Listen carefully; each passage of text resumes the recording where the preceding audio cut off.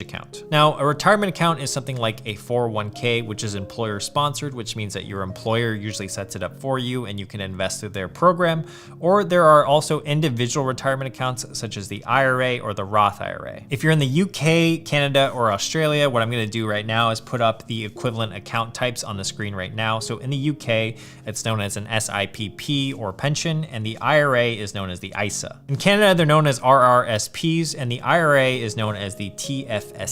And in Australia, they're known as superannuations. Let me know if that's correct, you Aussies down there. And then the IRA is simply an IRA. Now, while I can't speak for the countries outside of the United States, the main advantage of investing in a retirement account is that there are usually some tax advantages. Now, if you are investing within a retirement account, just know that the trade-off for those tax advantages is that you usually have to wait until you retire to withdraw that money. So essentially, you're locking up your money until retirement. Not all the time. There are some ways that you can get it out before retirement, but you'll usually have to pay penalties. Now, if you don't want to invest in a retirement account, what you can do is simply invest in what's called a brokerage account, and those are usually taxable on a year-to-year basis. So back in the day before the internet, what you would do is you would call a stockbroker on the phone. You know, you'd call him either like this or like this, depending what age you are.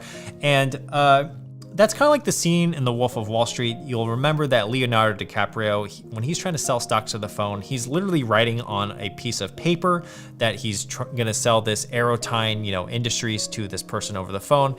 And then he's gonna actually place the trade via paper, and that's how it's gonna go. Back then, you would need a broker to place your trades because the entire financial industry is heavily regulated, and it's not like you could go to a company's website these days and just buy their stock. However, these days, instead of contacting a broker, you have what's called just a brokerage account or a brokerage app, and what you do is sign up for an account, and then you can just place your trades electronically. A brokerage is something known as like Fidelity, that's a brokerage. Charles Schwab, that's a brokerage. Robinhood, Webull, these are all examples of brokerages. Now, if you aren't sure of how to place a trade within a brokerage like that, at the end of this video, we're gonna go through a live example of how to buy an index fund or an ETF using one of these apps. Now, first, let's actually answer the question of when you should start investing.